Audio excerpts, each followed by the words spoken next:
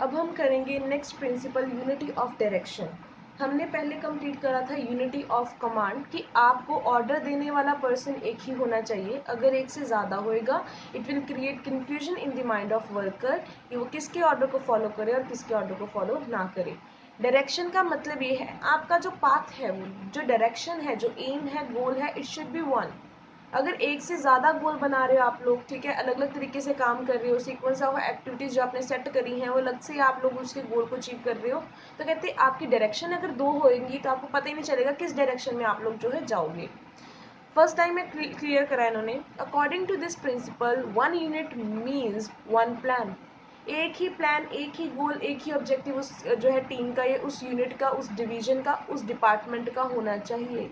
अगर ज़्यादा प्लान होंगे तो आपको समझ में ही नहीं आएगा कि आप किस डायरेक्शन में मूव करोगे। So that is the efforts of all the employees, members and employees of the organization must be directed towards one direction, that is achievement of common goal. अब यहाँ से लाइन क्लियर हो गई कि एक unit का मतलब है कोई डिवीजन, किसी एक डिपार्टमेंट की बात करूँ या किसी एक ब्रांच की बात करूँ, तो एक यूनिट का एक ही प्लान होना चाहिए। सारे मेंबर्स और एम्प्लॉयज़ उसको जो है सेम डायरेक्शन में फॉलो करेंगे ताकि आपके कॉमन गोल को या जो बिजनेस का गोल है उसको अचीव कर सकें। If this principle is applied to lead sorry if this principle is applied it leads to coordination. तो कोऑर्डिनेशन मतलब आपके हर डिपार्टमेंट का अगर सेम ही गोल होएगा तो आप प्रॉपर्ली कोऑर्डिनेटेड बेस से काम करोगे।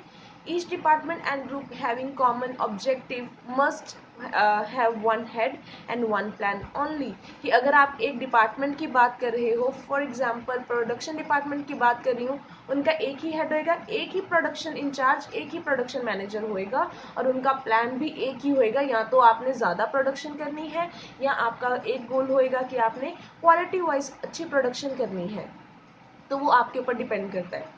अब जैसे उन्होंने एग्जांपल दी है, if an organization is producing different line of product. Different line of product का मतलब कि एक ही जो कंपनी है वो बड़ी चीज़ें बना रही है, वो कॉस्मेटिक में भी है, वो मेडिसिन में भी है, वो कन्फेक्शनरी का सामान भी, आइटम्स जो है वो बना रही है। Each product has its own market. देखो कॉस्मेटिक की डिमांड बहुत ज़्यादा है, मेडिसिन की जो है वो ज़रूरत अनुसार है। अब ऐसे तो नहीं है ना कि लोग जो है फ्री में, अगर मेडिसिन का रेट कम हो गया तो लोग बल्क में खरीद रहे हैं, अगर उनको चाहिए ही नहीं तो वो मेडिसिन नहीं खरीदेंगे, ठीक है। और कन्फेक्शनरी आइटम ये भी डिपेंड करता है कि लोग कितना कंज्यूम करते हैं। तो कहते हैं इन चीज़ों के बारे में क्या है कि हर किसी की अपनी मार्केट है, हर किसी का जो है अपना स्टाइल है। अब देखो यहाँ पे उन्होंने आगे लिख दिया and its own business environment. Market में कई चीज़ों का फॉर एग्जांपल प्राइजेस बढ़ गए, लोग कॉस्मेटिक लेना बंद कर देंगे, कन्फेक्शनरी आइटम कुछ हद तक कंट्रोल करेंगे, मेडिसिन तो नहीं कंट्रोल कर सकते, वो तो उनको चाहिए चाहे प्राइस ज़्यादा है चाहे प्राइस कम है। तो इसलिए उन्होंने लिखा है कि अगर एक कंपनी जो है वो डिफरेंट लाइन ऑफ प्रोडक्ट बना रही है तो उनकी जो डिमांड है वो भी अपने अकॉर्डिंगली होएगी, उनके इन्वायरमेंट जो है, बाहर का जो इन्वायरमेंट है, प्राइस है, डिमांड है, वो अलग अलग से इफेक्ट करेगी। सो इसका मतलब उनका प्राइस जो उनके हमने डायरेक्शन बनानी है, जो उनका गोल सेट करना है, वो हर डिपार्टमेंट का क्या होएगा, एक अपना होएगा। Each division must have its own target and each employee of that division must put his effort toward the achievement of plan of their division।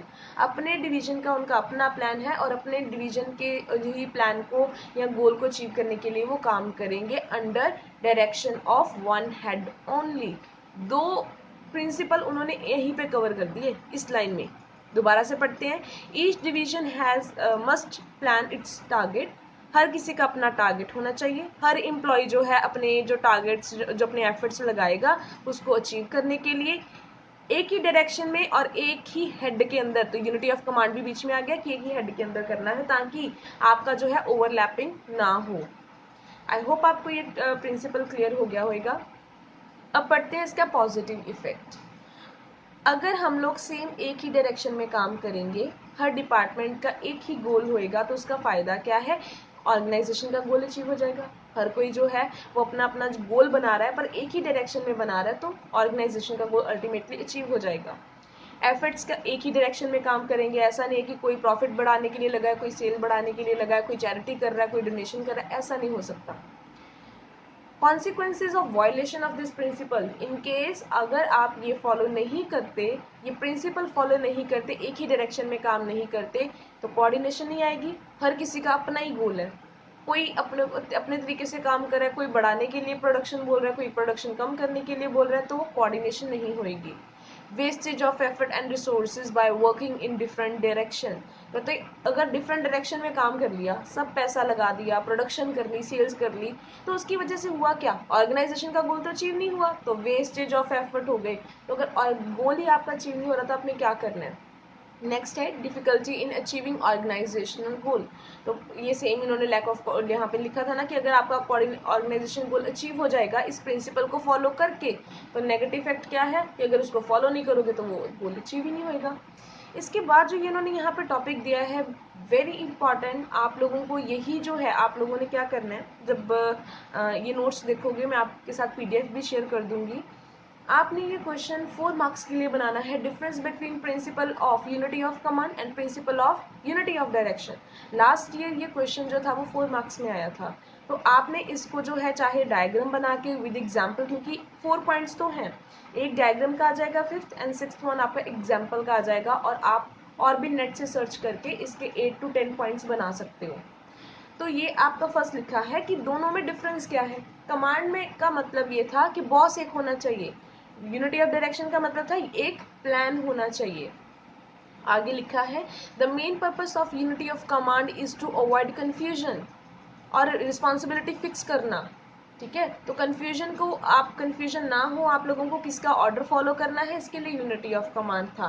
पर यहाँ पे क्या है, the purpose of unity of direction is to direct the effort of employ of one department in achieving the main objective.